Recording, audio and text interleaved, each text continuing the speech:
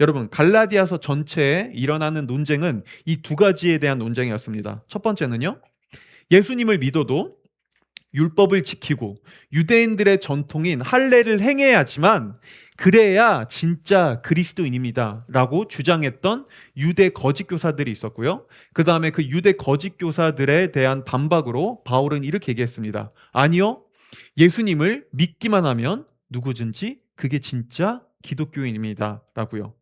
결국 갈라디아서의 핵심 주제는 이겁니다. 누가 진짜 기독교인인가? 네. 그리고 교회 안에요, 이 두 사람이 존재했습니다. 둘 다 열심히 신앙생활을 합니다. 열심히 하나님을 예배합니다. 근데 바울은 얘기하죠. 한쪽은 진짜 기독교인이고요. 한쪽은 진짜 기독교인이 아니라고요. 네. 도신빛 교회, 그리고 여기서 우리는 한 가지를 알 수 있죠. 겉으로 보기에 너무나 성실하고 너무나 착하며 좋은 기독교인처럼 보이지만 진짜 기독교인이 아닌 사람이 얼마든지 존재할 수 있다는 거예요. 사실 우리 도신빛 교회는요, 여기에 해당되는 분들이 생각보다 많습니다. 네. 여기 계신 분들 중에서도 내가 예전에 이런 모습이었다라고 인정하는 분들 꽤 있을 거예요. 그럴 때 우리 어떻게 신앙생활했죠? 어릴 때부터 모태신앙으로 교회에서 자랐어요. 열심히 엄마 아빠 말 잘 들으면서, 네, 예배도 잘 참석했습니다. 뭐 엄마 아빠가 시키니까 또 선생님이 시키는 말씀 잘 들으면서요, 교회 활동도 봉사도 잘했어요. 그리고 내가 기독교인이니까 나름 기독교인으로서 착하게 살려고 기독교의 가르침을 세상 속에서 살려고 노력도 했습니다. 그런데 그럴수록 오히려 하나님이 더 싫어져요. 오히려 하나님이 더 부담됩니다. 내가 착하게 신앙생활하고 열심히 신앙생활할수록 하나님을 향해 이런 생각이 드는 거죠. 뭐야, 하나님 왜 이렇게 부담스러워? 아니, 교회는 왜 이렇게 이것도 해라, 저것도 하라, 저것도 해라, 이것저것 시키는 게 왜 이렇게 많아? 아니, 내가 언제까지 이렇게 살아야 돼? 하나님 너무, 교회는, 이 기독교는 너무 폭력적이고 너무 억압적이고 너무 속박적인 종교야. 하나님, 이거 내가 언제까지 하나님을 이렇게 믿으면서 살아야 돼? 그런데 그렇다고 이거 안 할 수도 없어. 왠지 안 하면 하나님이 나에게 안 좋은 일을, 나에게 어떤 징벌을 내릴 것만 같아. 하나님 너무 무섭고 하나님은 너무 두려운 분이야.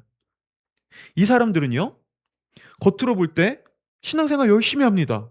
너무나 착하게 좋은 사람으로 살아갑니다. 그런데 정작 내가 그렇게 살아야 된다는 이 압박 때문에 좋은 기독교인으로 살아가면서 정작 속으로 하나님을 사랑하지 못해요. 하나님을 못마땅해 하고요. 하나님을 부담스러워하고요. 하나님과 최대한 멀어지고 싶습니다. 하나님과 가까워지고 싶어 하지 않습니다. 왜요? 하나님과 가까워지면 더 큰 부담을 나에게 줄 것만 같으니까요. 그렇죠? 그리고요, 오늘 바울은 갈라디아서 전체에서 이 기독교의 모습을 두고 이렇게 얘기합니다. 그건 진짜 기독교가 아니라고요. 그건 성경이 말하는 진짜 복음이 아니라고요. 자, 그렇다면 갈라디아서 전체에서 얘기하는 진짜 기독교인은 어떤 사람일까요? 바로 성경이 말하는 기독교인은 이런 사람들입니다. 이 기독교의 진리를 깨닫고 그 진리의 메시지를 알고 그 메시지에 인격적으로 반응하기 시작한 사람들. 네. 여러분, 그렇다면 이 기독교의 진리, 기독교가 말하는 메시지는 뭘까요?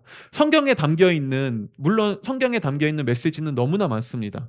근데 성경에 말하는 전체 기독교의 이 큰 주제를 얘기하면 크게 두 가지로 얘기할 수 있어요. 먼저 첫 번째는요, 하나님께서 이 깨어진 세상을 회복하고 언젠가 반드시 이 세상을 완성할 것이다 라는 하나님 나라의 회복에 대한 이야기고요. 두 번째는요, 하나님이 이 하나님 나라의 백성이 될 수 있도록 하나님 나라에 우리를 자녀 삼아주기 위해서 예수님을 통해 이미 우리를 용서하고 사랑하고 우리의 모든 연약함을 있는 그대로 받아주셨다는 거예요.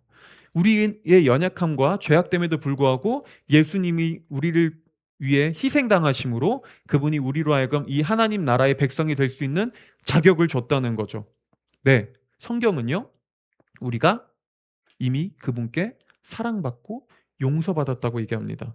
자, 그리고 창조주 하나님이 나를 얼마나 사랑하셨는지, 창조주 하나님 앞에 내가 얼마나 큰 은혜와 사랑을 받았는지, 이 사랑을 깨달을 때, 여러분, 진짜 우리가 하나님의 사랑을 깨달을 때 우리는 어떤 반응을 보일까요?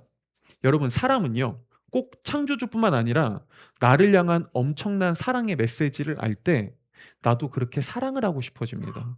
나를 향한 그 은혜를 깨달을 때 나도 거기에 대한 인격적 반응으로 나도 그렇게 사랑하고 거기에 나도 그 사람을 따라 함께 살아가고 싶다라는 자연스러운 반응이 생겨요. 바로 이게 성경이 말하는 믿음입니다. 믿음은 강제로 억지로 주어지는 것이 아니라요. 성경이 말하는 진리의 메시지, 그 사랑을 들을 때 거기에 인격적으로 반응하기 시작합니다.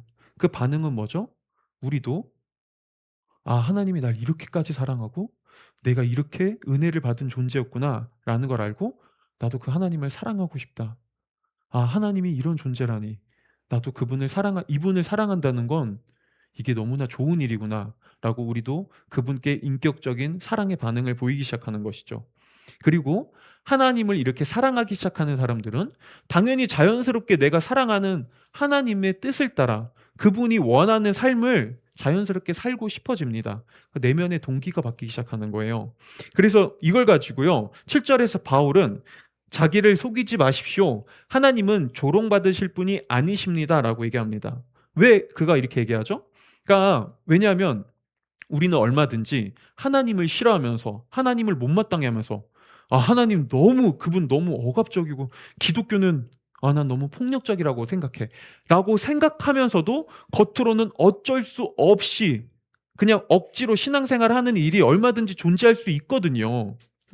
그래서 바울은 하나님은 우리의 그런 겉모습에 속지 않습니다. 하나님은 우리의 동기를 바라보는 분이십니다라고 얘기하고 있는 겁니다. 네, 맞습니다. 우리는요, 그리고 오늘날에도 얼마든지 사실 속으로는 하나님을 여전히 싫어하고 못마땅해 하고 그분을 부담스러워 하면서도 겉으로는 열심히 신앙생활 하는 사람들이 많습니다. 그런데 하나님은 거기에 속지 않으신다고요. 하나님은 우리가 어떤 마음으로 그분 앞에 나아가는지 동기를 보거든요. 그게 진짜 기독교의 진리입니다. 그리고요, 오늘 바울은 이걸 조금 더 구체적으로 설명하기 위해 씨를 뿌리는 걸로 표현해요. 여기서 씨를 뿌린 만큼 수확을 얻을 수 있다라는 말은요, 단순히 세상에서 말하는 그런 메시지. 여러분, 열심히 노력하면, 최선을 다하면, 여러분들이 최선을 다한 만큼 거기에 따른 결과를 얻을 수 있습니다. 열심히 신앙생활하면 여러분 하나님께 물질을 많이 바치세요. 시간을 바치세요. 헌신을 바치세요. 그럼 거기에 따른 결실로 하나님이 더 많은 돈을, 더 많은 복을, 더 많은 여러분들에게 축복을 내려줄 겁니다. 라는 말이 아닙니다. 이건 그렇게 단순한 말이 아니에요. 여기서 말하는 씨를 뿌리는 만큼 수확을 얻을 수 있다는 이 말은요, 더 근본적인 이야기입니다. 이 말은 오늘 바울은 여기에 대해서 말하고 싶었던 거예요. 인생의 열매는 우리가 어떤 씨를 뿌리고 살아온지에 대한 방향성에 따라 결정된다고요. 그래서 여기서 말하는 인생의 씨는요, 인생의 방향성을 뜻해요. 인생의 방향성. 여기 있는 분들 나름 지금까지 열심히 살아왔을 거예요. 네, 여러분들 나름 최선을 다해서 지금까지 살아오셨을 겁니다. 그리고 내가 열심히 노력한 만큼의 나름 대가를 얻은 적도 있겠죠. 어떤 학교에 입학하거나 아니면 취업을 하거나 아니면 내가 취업해서 열심히 일했더니 거기에 따라 보상으로 따박따박 안정적인 월급을 받거나 아니면 지금 내가 원하는 걸 이루기 위해 열심히 노력하는 분들이 있을 겁니다. 그렇죠? 네, 한번 물어볼게요. 우리 한 번쯤 이런 경험 해본 적 있지 않나요? 열심히 살았어요. 열심히 노력했어요. 그래서 거기에 따른 어떤 결과를 얻었어요. 좋아요. 만족스러워요. 근데 한편으로 이런 생각이 드는 거죠. 정말 이게 단가? 정말 이걸로 끝인가? 내가 원한 게 고작 이 정도였나? 아니, 이걸로 뭔가 채워지지 않는데? 이걸로만 내가 원했던 건 단순히 이 정도가 아닌데? 그쵸? 분명히 내가 열심히 노력했는데, 그래서 뭔가를 이루었는데, 그럼에도 뭔가 채워지지 않는 어떤 그 공허함과 허망함, 허전함을 한 번쯤 경험해 본 적이 있을 거예요. 왜 그렇죠? 이게 열심의 문제인가요? 내가 더 열심히 하지 않아서 그런 걸까요? 내가 더 노력하지 않아서 그런 걸까요? 어쩌면 그건 내 노력의 문제가 아니라 우리의 방향성의 문제 아닐까요? 내가 열심히 노력했지만 잘못된 방향성으로 살아서 그 결실이 내가 원했던 만큼의 결실을 주지 못했던 것은 아닐까요? 그쵸? 오늘 바울은요, 그걸 가지고 이 우리의 잘못된 인생의 방향성을 가지고 8절에서 자기 육체에 심었다고 표현해요. 여기서 말하는 자기 육체는 이걸 뜻합니다. 성경 전체에서, 그리고 갈라디아서에서 말하는 자기 육체는 이거예요. 내 인생의 주인이 나라고 생각하며 내가 원하는 방식, 내 눈에 옳아 보이는 방식으로 인생을 선택하고 결정해 나가는 것. 내 삶의 옳고 그름, 내 삶에 좋은 게 무엇인지 내가 제일 잘 안다고 믿고 내가 원하는 대로 삶을 선택하며 살아가는 것이요. 자, 물론 우리 그렇게 살아갈 수 있습니다. 근데요, 그 열매가, 내가 원하는 대로 살아가는 열매가 그렇게 풍성하지 못하다고요. 그리고 심지어 사람들은요, 열심히 신앙생활 하면서도, 좋은 기독교인으로 살아가면서도 자기 육체를 위해 살아갈 수 있습니다. 얼마든지요. 이게 어떻게 가능하냐면요, 예를 들면 이런 거예요. 우리가 열심히 신앙생활해요. 하나님께 나와서 열심히 봉사합니다.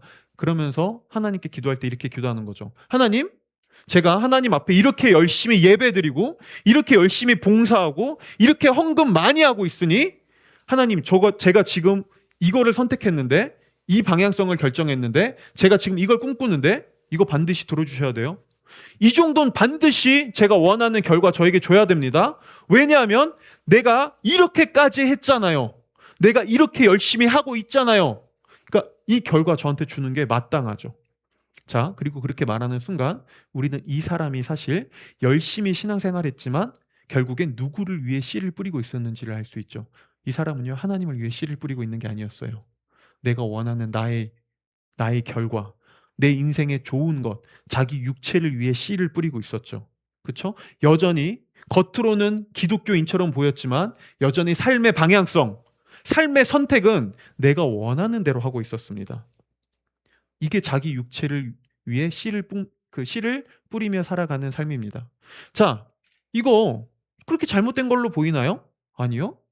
사실 이거 그렇게 대단히 잘못된 거 아니에요. 이거 그렇게 대단한 죄도 아닐 수 있습니다. 그런데 자기 육체를 위해 씨를 뿌릴 때 우리에게 어떤 일이 일어날까요? 오늘 바울은요, 자기 육체를 위해 씨를 뿌릴 때 우리가 썩을 것을 거둔다고 얘기해요.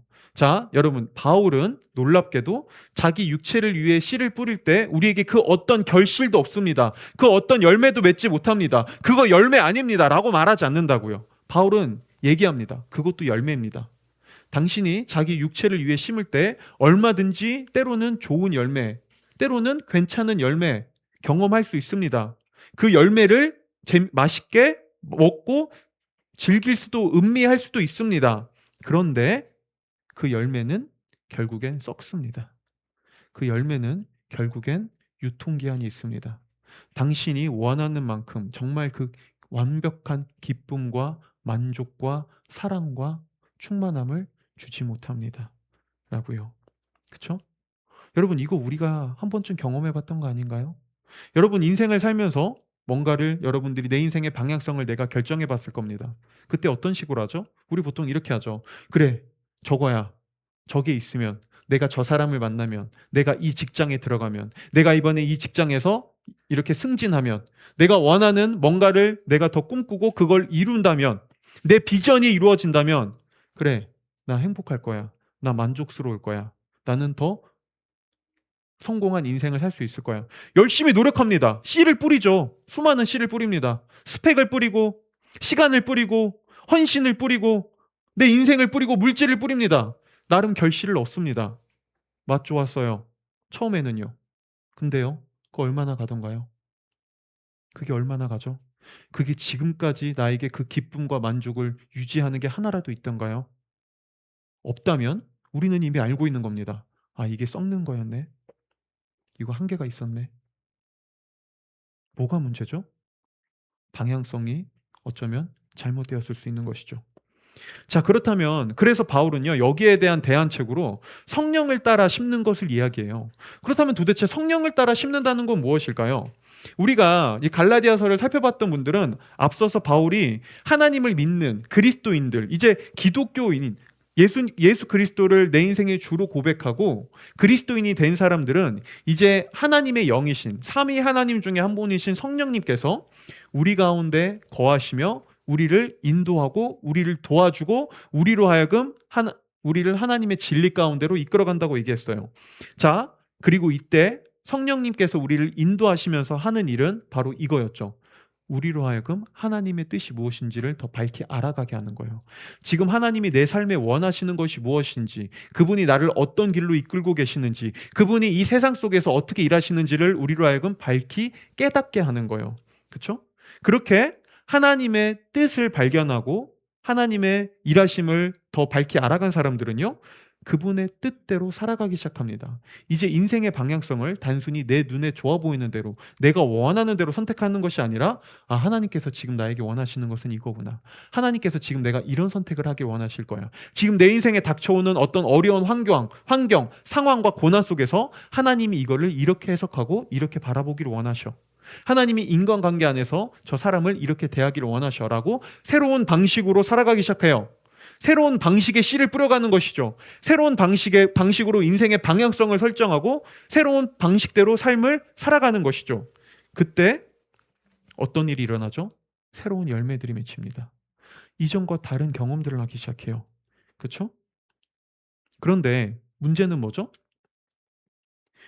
수많은 사람들이 여전히 자기의 육체의 방식대로 살아가는 이 세상 속에서 수많은 사람들이 여전히 내가 원하는 방식, 내가 옳다고 생각하는 방식, 이 세상이 말하는 방식대로 살아가는 이 세상, 깨어진 세상 속에서 새로운 전혀 그것과 다른 방향성, 성경이 말하는 방향성, 하나님의 뜻을 따라 살아간다는 게 이게 어렵다는 거예요. 이게 사실 결코 쉽지 않다는 겁니다. 여기서 수많은 고난과 역경, 시련과 씨름, 무너짐이 찾아온다는 거예요. 그리고 보통 사람들은 그때 이렇게 얘기하기도 하죠. 뭐야? 내가 하나님을 위해 살았는데, 이거 하나님의 뜻대로 한 건데, 이거 분명히 하나님의 가르침대로 행한 건데, 왜 이런 어려움이 있어? 왜 내가 이런 고난을 당해야 돼? 왜 내가 이런 억울한 일을 당해야 돼? 왜 인생이 내 마음대로 안 풀리는 거야? 이러면 안 되는 거 아니야? 라고 오히려 의아해하고 때로는 원망하기도 합니다. 근데요, 오늘 바울은 오히려 이렇게 얘기합니다. 아니, 네가 지금 하나님의 뜻대로 살아가면서 예전과 다른 방식으로 인생의 씨를 뿌려가면서 고난을 경험하고 역경을 경험하고 때로는 넘어지고 실패했다면 그거 맞는 거다. 그게 맞게 가고 있는 것이다라고요. 그래서 이걸 가지고 바울은 6장 9절에서 이렇게 얘기해 줍니다. 6장 9절 우리가 한번 다 같이 읽어볼까요? 6장 9절 한번 읽어보겠습니다. 읽어볼게요. 시작.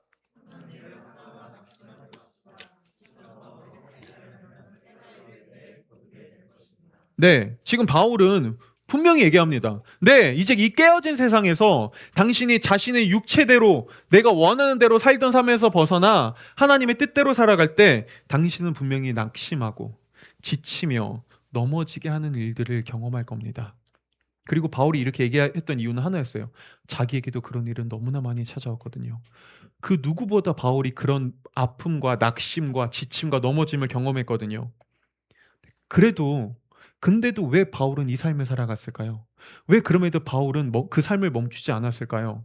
왜냐하면 그는 자신이 믿고 있는 이 기독교의 메시지가 이게 진리라는 걸 알았거든요. 여기에 진짜 영원한 생명이 있다는 걸 알았거든요. 하나님께서 지금 이 깨어진 세상을 회복하고 언젠가 반드시 완성할 그 영원한 나라가 있다는 것을 그는 알았거든요. 그는 믿음으로 그 나라를 바라봤거든요. 여러분, 그리고 이게 기독교인입니다. 여러분, 우리가 성령의 인도하심을 따라 살아갈 때 우리는 때로 수많은 역경, 넘어짐, 좌절을 경험합니다. 그럼에도 불구하고 왜 그런 바보 같은 삶을 살아야 되죠? 우리가 믿음으로 하나님께서 그럼에도 이 세상 가운데 일하시고 있다는 것을 바라볼 수 있다면, 그럼에도 내가 믿고 있는 이 진리가 이게 정말 세상을 회복하고 이게 정말 이 세상을 완성하는 하나님 나라를 이끌어가는 그 진리라는 것을 우리가 믿음으로 바라볼 수 있다면, 이 안에 정말 생명이 있다는 것을 안다면 그 사람은 이 삶 포기하지 않습니다. 여기서 멈추지 않습니다. 그리고 우리가 그렇게 살아갈 때 우리는요, 하나님께서 주시는 또 다른 열매를 경험합니다. 이 열매는 당장 눈에 보이는 성공, 내가 원하는 성취는 아닐 수 있습니다. 그런데 성경은 우리가 성령의 인도하심을 따라 살아갈 때 맺혀지는 열매를 두고 앞선 5장에서 이렇게 얘기했죠. 사랑, 기쁨, 화평, 인내, 친절, 선함, 신실, 온유, 절제요. 우리가 하나님의 뜻을 살아갈 때 우리가 경험하는 열매는요, 단순히 눈에 보이는 성공, 성취가 아니라 우리 내면에서 일어나는 일들이었어요. 우리는 이전에 몰랐던 기쁨, 삶의 환경이 우리를 흔들지 못하는 그런 온유, 우리는 내 삶의 길을 온전히 걸어갈 수 있는 절제, 그 어떤 상황에서도 때로는 누군가에게 수많은 공격과 비판을 받아도 그 사람을 용서하고 그 사람과 함께 할 수 있는 그런 화합, 화평, 이런 놀라운 삶을 경험하기 시작하죠. 물론 그럼에도 불구하고 이 열매도요, 쉽게 맺혀지지 않아요. 여러분, 예수님도 그렇고요, 바울도 그렇고요, 항상 열매라고 표현해요. 우리 삶에서 일어나는 어떤 결실을요. 왜 열매라고 표현할까요? 열매는 쉽게 맺혀지지 않거든요. 여러분, 농사라는 건 우리 어떤 열매를 맺기까지 수많은 인내, 고난의 시간들, 역경, 비바람, 어려움이 찾아오거든요. 그 견디는 시간이 필요하거든요. 그런데 성경은 말합니다. 그게 인생이라고요. 네. 인생에 그런 시간들이 있어야 한다고요. 인생의 열매를 맺기 위해서는 반드시 그걸 견뎌야만 한다고요. 그렇죠? 그런데 우리가 뿌리고 있는 이 씨가 이게 정말 진실이라면, 이게 정말 옳은 씨라면 반드시 그 열매는 맺혀집니다. 반드시요. 그렇죠? 그리고 그리스도인은 이 믿음을 가지고 깨어진 세상에서 이제 더 이상 나의 방식, 내가 옳은 대로 생각하는 내 방향성대로 씨를 뿌리는 사람이 아니라, 그래, 이게 맞는 삶이야. 그래, 여기에 소망이 있어. 하나님의 뜻대로 살아갈 때 여기에 분명히 아름다운 열매가 있어라고 그분의 뜻대로 씨를 뿌리기 시작하는 사람들, 그게 그리스도인입니다. 자, 여러분, 여기에 대해서 먼저 적용을 드리겠습니다. 이 자리에 있는 분들 중에서 아직 내가 기독교인이 아니라고 생각하는 분들이 있을 겁니다. 아직 예수 그리스도를 주로 받아들이지 못한 분들 계실 겁니다. 네, 그런 분들 있을 수 있습니다. 자, 그런 분들은요, 지금까지 내가 원하는 방식대로 내 인생에 씨를 뿌리며 살아왔을 거예요. 내가 옳다고 생각하는 그 씨를 뿌리며 살아왔겠죠. 자, 여러분, 지금 여러분들이 맛보고 있는 열매가 그 결과입니다. 지금 내가 인생에서 맛보고 있는 내 열매는, 인생의 열매는 내가 옳다고 생각한 씨를 뿌린 열매들이에요. 여쭤볼게요. 만족하시나요? 그건 썩지 않은 건가요? 그건 나에게 참되고 영원한 열매를 줄 수 있는 것들인가요? 아니면 뭔가 내가 생각했던 것과 좀 다르진 않나요? 내가 원하는 만큼의 만족을 주지 못하고 있진 않나요? 만약 그렇다고 생각하신다면 한번 고민해 보십시오. 당장 기독교를 믿고 이 진리를 받아들이라는 게 아닙니다. 한번 고민해 보세요. 어쩌면 내 인생에 또 다른 방향성이 있지 않을까? 내 인생을 만족하게 해줄, 정말 내가 원하는 걸 가져다 줄 그 또 다른 삶의 방향성이 있진 않을까? 그렇다면 기독교는 거기에 대해서 뭐라고 얘기하고 있지? 왜 저 사람들은 도대체 하나님을 통해 뭐 어떤 열매를 경험하고 있길래 저렇게 얘기하고 있는 거지? 라고 한번 기독교의 메시지를 여러분 그냥 객관적으로 한번 따지고 추구하고 탐구해 보십시오. 여러분들에게 분명히 도움이 될 겁니다. 네, 이 자리에 있는 분들 중에서 기독교인인 분들 있을 겁니다. 회심하고 나서 하나님의 뜻대로 이제 내가 원래 살던 내 방식대에서 살지 않겠습니다. 이제 제가 하나님의 방식대로 살겠습니다라고 저에게 세 가지 교육을 받았던 분들은, 아니면 우리 교회에서 세 가지 교육을 받았던 분들은 그 고백을 기도하고 결심했던 분들이 있을 거예요. 자, 그 방향성대로 여러분 잘 살아가고 있나요? 혹시 그 속에서 여러분 어느새 나도 모르게 낙심하고 지치고 쓰러져 있진 않나요? 만약 그렇다면 여러분 잘 가고 있는 겁니다. 여러분이 그분의 방식대로 세상에서 세상과 다른 방식으로 살아가고 있기 때문에 그런 어려움, 역경, 고난이 찾아온 거예요. 여러분 잘하고 있는 겁니다. 다시 일어나십시오. 지금 그 방향이 맞습니다. 그 길을 가세요. 그 길이 맞는 길이라면 반드시 열매를 경험할 겁니다.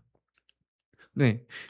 이어서 이제 우리가 살펴볼 두 번째인데요. 11절에서 이제 바울은요, 편지를 마무리합니다. 그러면서 그는 편지를 마무리하면서 이렇게 얘기해요. 내가 직접 큰 글씨로 적는다라고요. 우리가 한번 읽어볼까요? 한번 읽어보겠습니다. 시작. 네. 여러분, 바울 당시 헬라 문화권에서는요, 누군가가 글을 쓸 때 자신이 직접 쓰기도 했지만 때로는 더 글을 잘 쓰는 대필자를 사용해서 내가 구두로 말을 이렇게 얘기하면은 다른 사람이 그걸 편지 형식으로 서술하는 대필자들이 있었어요. 바울도 많은 경우 이런 식으로 편지를 썼습니다. 특별히 바울은 좀 건강상의 이유가 있었기 때문에 자신이 직접 글을 쓰는 걸 어려워했어요. 시간이 오래 걸렸고요. 그래서 그는 자신이 이야기를 하면 자신을 따르던 이 제자나 다른 교사들이 바울의 말을 편지로 썼습니다. 근데 그렇게 대필로 편지를 쓰던 바울이 이제 직접 펜을 들고 그 사람에게서 다시 펜을 건네받아서 이렇게 얘기합니다. 이제 지금부턴 제가 직접 큰 글씨로 쓰겠습니다라고요. 바울이 무엇을 얘기하고 싶은 걸까요? 바울은 이 갈라디아서의 편지를 마무리하면서 자신의 진심을 담고 싶었던 거예요. 제가 진짜 마지막으로 다시 한번 나의 진심을 담아 당부합니다. 라고요. 근데 그러면서 바울이 편지를 마무리하면서 강조하는 내용이 뭐냐면 갈라디아서에서 쭉 얘기해왔던 또 다른 계속해서 반복됐던 논쟁이었어요. 아니, 편지를 마무리하려면 이제 좀 좋은 얘기 해줘야 되잖아요. 그쵸? 이제 마무리하면은 편지를 마무리하면서 그럼에도 여러분이 힘내고 그럼에도 다시 역경에서 잘 일어나고 잘하고 있습니다라고 위로와 격려를 해주는 게 맞는데 바울은 다시 한번 그동안 수없이 많이 얘기했던 그 논쟁, 할례 논쟁을 다시 가져와요. 왜 그럴까요? 이게 그만큼 중요했거든요. 이게 그만큼 그 당시에 큰 문제였거든요. 아니, 도대체 이 할례 문제가 뭘까요? 할례는요, 유대인들이, 이스라엘 민족들이 예전부터 구약 때부터 지켜왔던 매우 오래된 전통이었는데요. 이건 오늘날로 치면, 이 한국으로 치면 포경수술과 비슷한 거라고 보면 돼요. 근데 유대인들은 그 당시에 그 어떤 나라, 그 어떤 민족, 그 어떤 족속도 하지 않는 이 할례를 행하는 것을 통해 그들은 이런 자부심을 여겼습니다. 우리는 이런 특별한 민족이야. 이건 우리가 유대인이라는, 우리가 하나님의 백성이라는, 이건 우리의 자랑이고 특별함이야. 이거 우리 포기 못해 라고요. 그쵸? 그들에게 할례는 다른 민족에게 없는 자신들만의 특별함이었어요. 그런데 십자가는요, 자신들만의 이 특별함을 아무런 가치가 없는 걸로 여기게 만들었습니다. 왜냐하면 십자가에 담겨있는 메시지는 이랬거든요. 너희가 할례를 행한다고, 그런데 그래서 너희가 특별하다고, 너희가 할례를 행하기 때문에 너희가 더 하나님 앞에 더 특별한 백성이라고. 아니, 미안한데 그렇지 않아. 너희가 할례를 행하는 너희와 할례를 행하지 않는 로마 족속과 다른 이방인들과 다른 지역 사람들과 사실 너희 똑같아. 너희는 더 특별하진 않아. 사실 다 동일해. 동일한 죄인이야 라고요. 그리고 이 사실은 유대인들에게 불편했어요. 자신들이 특별하지 않다고 얘기하거든요. 여러분 그렇지 않겠어요? 여러분들이 누군가에게 내 나름의 특별함, 나 그래도 이 정도 괜찮아, 나 이런 사람이야 라고 나의 어떤 자랑거리를 내세웠을 때 누가 이렇게 말하면요, 그래 그거 잘했네, 근데 사실 그거 가지고 네가 그렇게 특별한 건 아니야, 너 그렇게 잘난 사람 아니야, 너 되게 착각하고 있구나 라고 하면 여러분 기분 좋겠어요? 그런데 그거 아세요? 십자가가 우리에게 그 역할을 해요.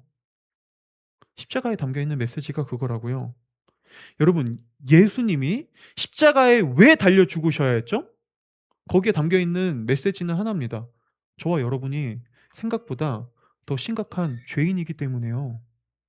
내가 생각보다 특별할 게 없고 내가 생각보다 훨씬 더 연약하고 죄악된 존재이기 때문에 예수님이 십자가에 달려 죽어야만 했다고요. 우리를 위해서. 십자가는요, 나의 그 어떤 노력과 나의 그 어떤 선행도 내가 하나님 앞에 자랑할 수 없다는 걸 보여줍니다. 십자가는요, 우리가 하나님 앞에, 하나님, 저에겐 그러면 안 되죠. 다른 사람은 몰라도 나에겐 이러면 안 됩니다 라고 말할 자격이 없다고 얘기합니다. 우리가 감히 그렇게 얘기할 수 없다고 얘기해요. 내가 얼마나 열심히 살았고 얼마나 열심히 노력했고 내가 신앙생활 얼마나 충실히 했는데요 라고 감히 우리가 정말 여러분들이 열심히 했어도 감히 그렇게 말할 자격이 없다고 얘기합니다. 심지어 십자가는요, 여기 있는 분들 중에서 각자마다 좀 내가 싫어하는 부류의 인간이 다를 거예요. 우리는 각자 내가 좀 싫어하는 부류의 인간들이 있습니다. 근데 십자가는요, 내가 싫어하는 부류의 그 인간과 내가 사실은 동등한 위치에 있다고 얘기합니다. 여러분 이거 받아들일 수 있겠어요? 여러분에게 이게 쉽게 납득이 되는 이야기인가요? 예를 들면 저 같은 경우는요, 목사로서 너무나 안타까운데 어제도 무슨 교회 담임 목사님, 되게 큰 교회인데 그 담임 목사님이 그 교회 교육자들한테 막 진짜 말도 안 되는 폭언과 욕설을 하는 그 영상이 또 떴더라고요. 찾아보지 마세요. 정신 건강에 안 좋아요. 굳이 찾아볼 필요는 없습니다. 근데 저는 봤는데 막 진짜 와, 말도 안 되는 막 진짜 이 욕지거리를 막 부교육자들에게 하더라고요. 근데 그런 뉴스들을 보면요, 전 대번에 저에게도 이런 마음이 듭니다.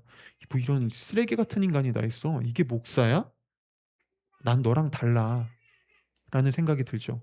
나는 너랑 달라. 근데요, 십자가는요, 저에게 이렇게 얘기해 줍니다. 제유가, 사실 너도 내 앞에서는 그와 똑같아. 어떤 범죄를 저지르고 어떤 죄악을 저질렀는지 그 정도와 깊이는 다를 수 있지만 결국엔 내 앞에선 너도 저들과 같은 위치야. 너도 똑같은 죄인이야. 라고요.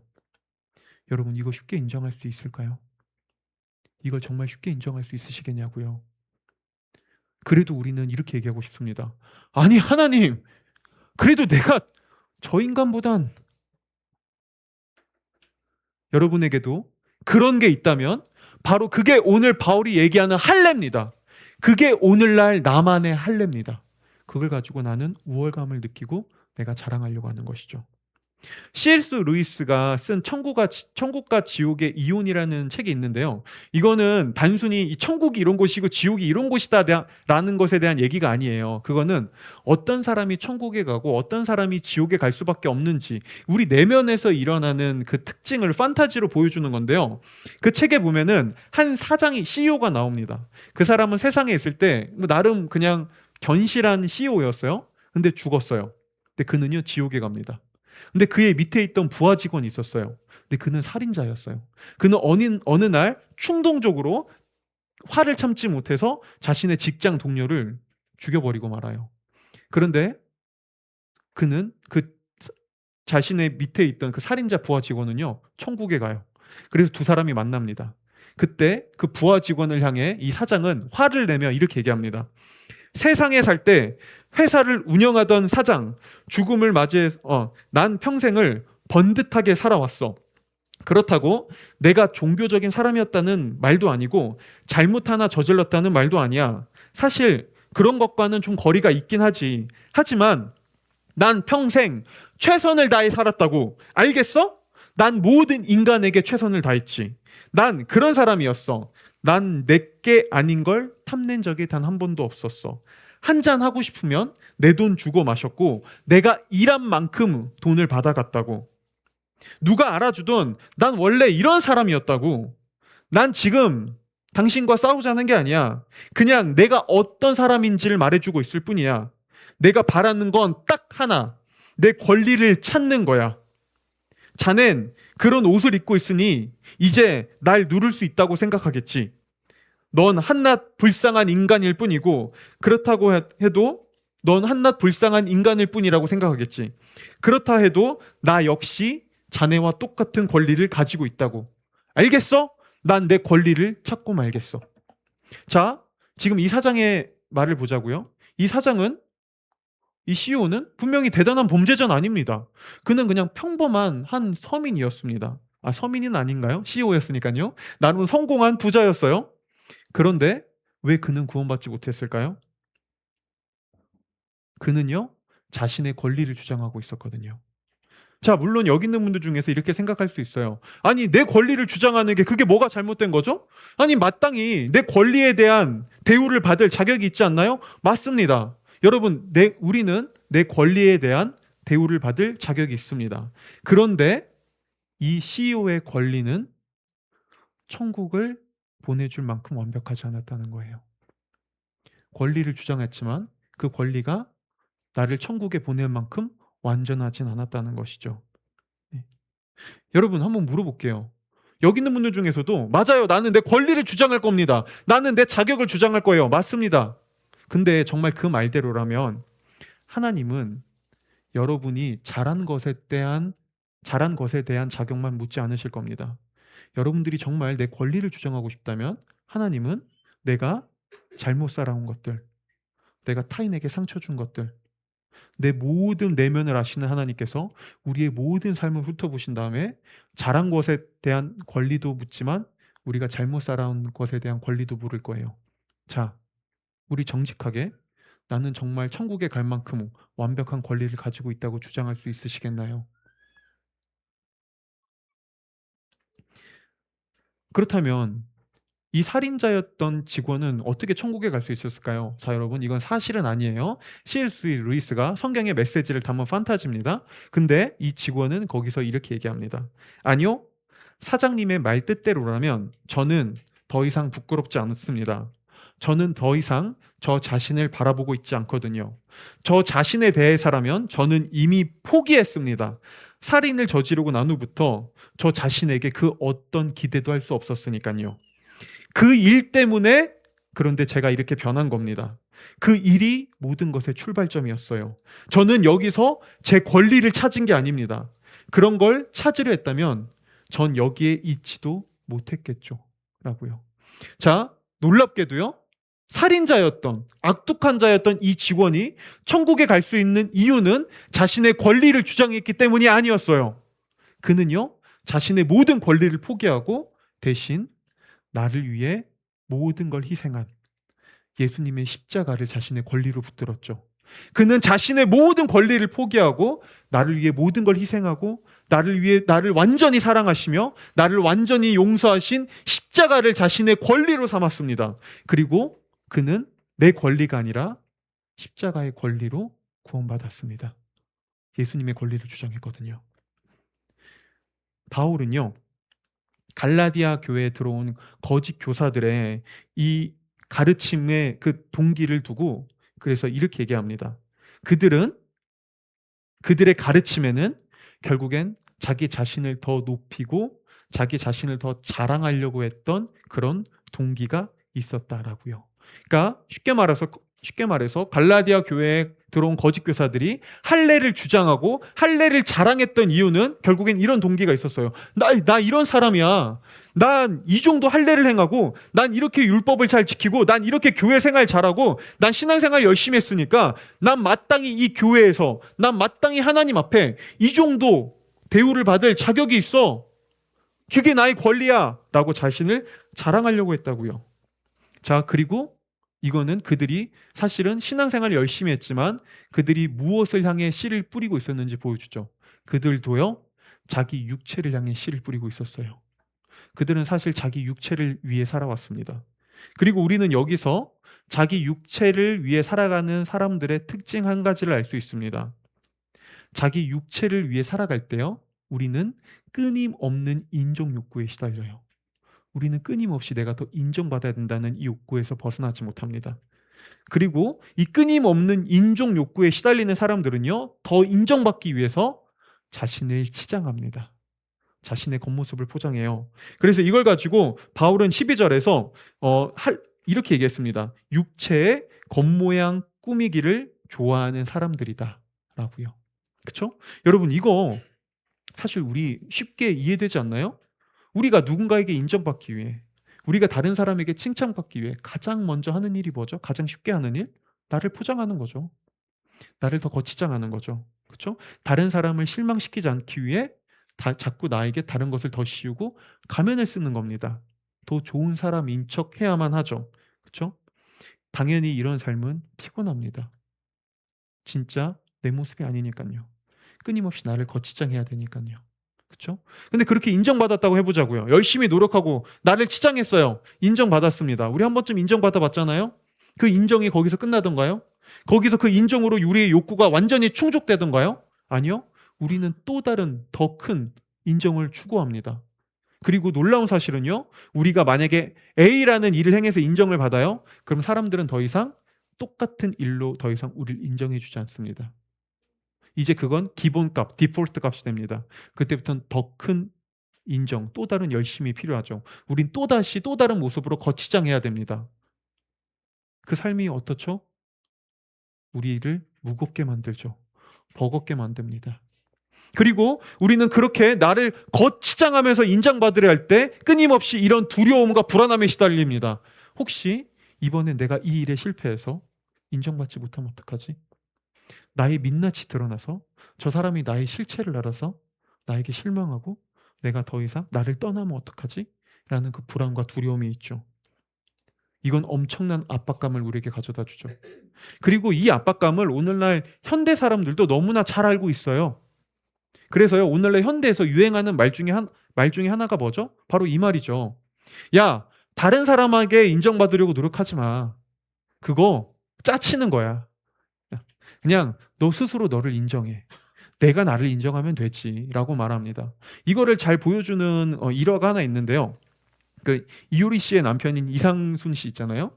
근데 이 두 사람이 제주도 생활할 때 이제 이상순 씨가 DIY로 자신이 집에서 사용할 의자를 만들었대요. 근데 어느 날 이효리 씨가 보니까 이상순 씨가 의자 이 뒷면 있잖아요. 우리 여러분이 앉아 있는 면 말고 그 뒷면을 사포로 막 갈고 있더래요. 열심히. 그래서 이효리 씨가 물었대요. 오빠, 아니 그 의자 뒷면 누가 보지도 않고 누가 앉는 것도 아닌데 왜 그걸 열심히 그렇게 갈고 있어 쓸데없이?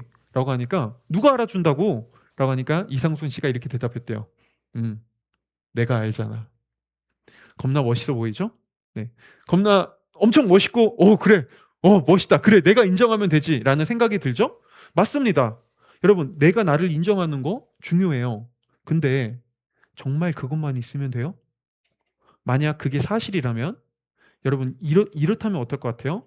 부모님이 어린 자녀에게 이렇게 얘기하는 거죠. 재우가, 넌 왜 그렇게 엄마 아빠한테 인정받으려고 왜 그렇게 노력하는 거야? 그럴 필요 없어. 네가 너를 인정하면 돼. 이제부터 엄마 아빠 너 인정해주지 않을 거야. 그 너를 위한 게 아니야. 네가 알아서 너 스스로를 인정하면서 살아. 라고 한다고 해보자고요. 자, 그렇다면 이 아이는 그때부터 인정 욕구에서 벗어날까요? 아니요. 더 큰 인정 욕구에 시달리겠죠. 더 인정받기 위해서 더 발버둥 칠 겁니다. 그렇죠? 그리고 바울은 이게 하나님을 떠난 순간 모든 인류에게 일어난 일이라고 얘기합니다. 나를 있는 그대로 인정하고 나를 있는 그대로 칭찬해줬던 그 하나님을 떠난 순간 인간은요 끊임없는 인정 욕구에 시달리고요 인정에 목마르기 시작했습니다. 그래서 사람들은 인정받기 위해 열심히 노력하고 열심히 무엇인가를 쌓고 열심히 종교 생활하고 신앙 생활도 열심히 하지만 그걸로 채워지지 않죠. 하나님만이 채워질 수 있는 인정은 내 노력으로 다른 사람들의 알아주는 것으로는 완벽히 채워질 수 없었습니다. 이 구멍은 너무나 커서 아무리 내가 뭔가를 노력하고 그거를 자랑해도 그 사람들이 그 자랑을 알아줘도 그걸로 채워지지 않았다고요. 왜냐하면 그 인정은 하나님께로부터만 채워질 수 있는 인정이었거든요. 그래서 바울은 14절에서 이렇게 얘기합니다. 내게는 우리 주 예수 그리스도의 십자가 밖에는 자랑할 것이 아무것도 없습니다. 라고요. 여러분, 이 말은 단순히 십자가 말고 다 필요 없습니다. 여러분, 십자가 말고 아무것도 없어도 돼요. 여러분, 돈이고 뭐고 직업이고 뭐고 다 포기하고 십자가만 자랑하세요. 그런 말이 아닙니다. 바울은 지금 이 말하고 있는 거예요. 저는 더 이상 내 인생의 권리를 나의 겉모습에서 찾지 않습니다. 내 인생의 권리를 내가 무엇을 이루었는가에서 찾지 않습니다. 내 인생의 권리를 내가 세상에서 얼마나 성공하고 얼마나 돈을 많이 벌며 내가 얼마나 큰 교회를 이루고 얼마나 많은 사람을 전도했는가에서 나는 내 인생의 권리를 찾지 않습니다. 나는 내 인생의 권리를 여전히 난 연약하고 여전히 난 부족하며 다른 사람이 모르는 내 모든 민낯과 더러움과 어두움을 알면서도 불구하고 그럼에도 나를 사랑하셔서 나를 위해 자기 목숨을 바치신 그 예수님의 십자가의 사랑, 그분의 은혜, 거기서 나는 이제 내 권리를 찾습니다. 십자가에서 나의 권리를 찾을 때 내가 깨달을 수 있는 건 한 가지입니다. 아, 하나님께서 이미 나를 충분히 사랑하시구나. 아, 하나님이 이미 나를 충분히 알아주시는구나. 아, 하나님이 나를 완전히 인정하고 용납하며 받아주셨구나. 라고요. 그리고 이 사실은요, 바울로 하여금 이렇게 고백하게 해줬습니다. 바로 그 뒷구절입니다. 14절 뒷구절. 네, 한번 네, 아니네요. 제가 읽어드릴게요. 미안해요. 내 쪽에서 보면 세상이 죽었고 세상 쪽에서 보면 내가 죽었습니다. 지금 바울이 뭘 얘기하고 있는 거죠? 바울은 이렇게 얘기하고 있는 거예요.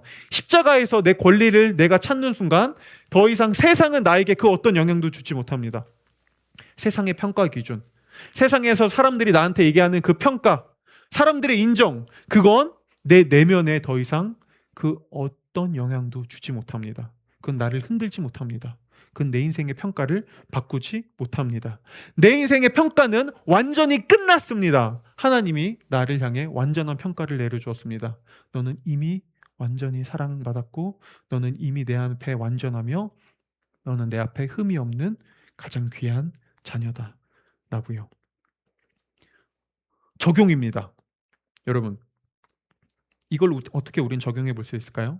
먼저 첫 번째 적용입니다. 여러분에게 물어볼게요.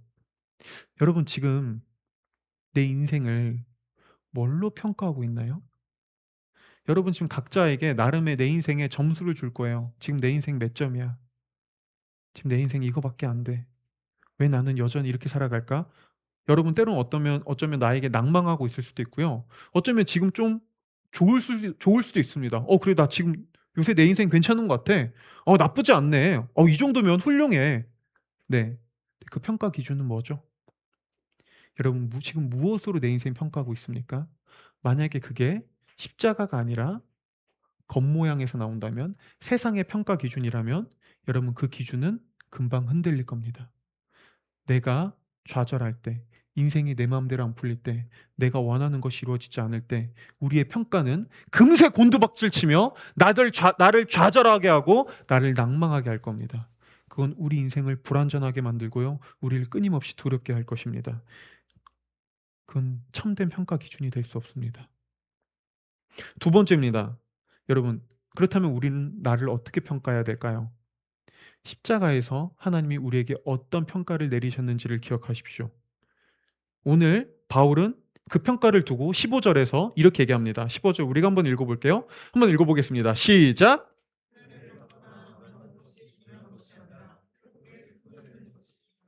네, 여기서 할례를 받거나 안 받거나 한 것이 중요한 것이 아니라, 이거를 오늘날 우리 현대말로 바꿔보면 이렇게 얘기해 볼 수 있습니다. 당신이 얼마나 성실하게 살았던, 성실하게 살지 않았던, 그것이 중요한 것이 아닙니다. 당신이 얼마나 신앙생활 열심히 했던, 열심히 하지 않았던, 그것이 중요한 것이 아닙니다. 당신이 원하는 꿈을 이뤘던, 이루지 않았던, 그것이 중요한 것이 아닙니다. 사람들이 당신에게 실망하든 실망하지 않던, 그것이 중요한 것이 아닙니다. 당신이 지금 얼마나 많은 돈을 벌고 있던, 벌지 못했던, 그것이 중요한 것이 아닙니다. 중요한 것은 하나님 안에서 내가 이미 새로운 존재가 되었다는 것입니다. 하나님 안에서 내 평가가 이미 끝났다는 것입니다. 하나님이 나를 이미 새로운 존재로 창조했다는 것입니다. 라고요. 그리고 이걸 가지고 바울은 고린도 후서 5장 17절에서는 이렇게 얘기했습니다. 우리가 또 다 같이 한번 읽어볼게요. 다 같이 읽어보겠습니다. 시작! 누구든지 그리스도 안에 있으면 그는 새로운 피조물입니다. 옛것은 지나가십시오. 보십시오. 새 것이 되었습니다. 그렇죠? 바울은 강조합니다. 보세요. 여러분, 나 자신을 보십시오. 그러니까 우리가 자꾸 세상의 평가 기준으로 나도 모르게 나를 평가하고 거기서 좌절하고 있고 낭망하고 있을 때 바울은 우리에게 얘기하는 거죠. 아니요. 보세요.